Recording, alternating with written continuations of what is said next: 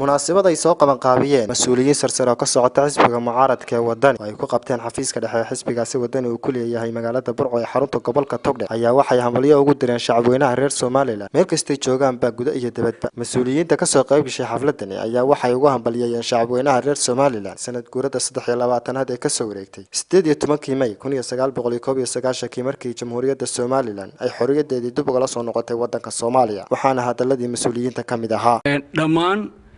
xisbi weynaha wadani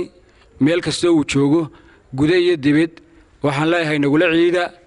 hambalyo iyo farxad 23 guurada ka soo wareegtay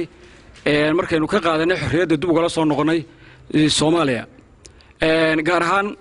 waxaan leeyahay taageerayaasha iyo mas'uuliyiinta iyo maamulka xisbiga wadani ee gobolka Togdheer mar saddexaad iyo mar labaad iyo mar koowaad waxaan leeyahay hambalyo dhammaan dadweynaha ku nool reer Togdheer ku nool dhinaca kasta ay joogaanba waxaan leeyahay iyagana hambalyo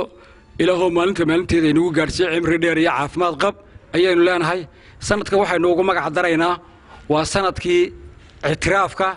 Somaliland aynu leenahay oo xalina ay ugu dambeysay in odayaashii Soomaaliya ka yimi ee oday dhaqameedka ahaa qaar ka mid ah in ictiraafeen waxaan leenahay sanadkan waa sanadkii ictiraafka Somaliland waxaan marka hore leeyahay hambalyo ku saabsan sanad guurada 23aad ee ka soo wareegtay markii Somaliland ay la soo noqotay goonistaageedii ama madaxbannaanidii ayaan ku hambalyeynayaa marka hore bulshada gobolka Togdheer marka dambana dhammaan dadweynaha reer Somaliland ee gudaha iyo dibadda ku sugan waxaan leeyahay Burco marka laga hadlayo si gaar ah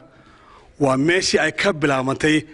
dimbiishii halganka ee 88kii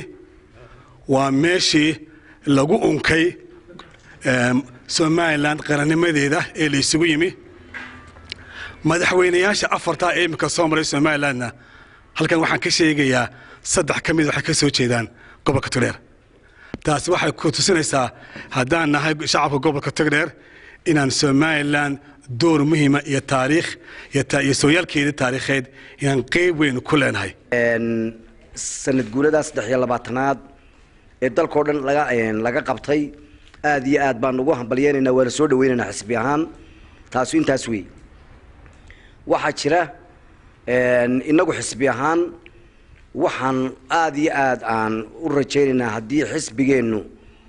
kollayto aynu ku guuleysano doorashooyinka soo socda inaynan yeeli karin ama aynaan wadadii mari karin xisbiga kulmiya maray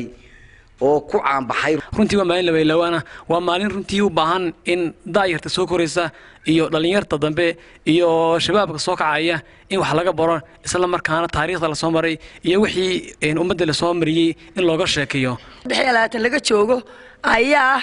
aan maantana warbixinteedii aynu bixinaynaa markaa waynu soo dhaweynaynaa taariikhda iyada waa mid aan la ilaawi karin waa mid aad loo xasuusan yahay waa mid qof waliba ku hamiyayo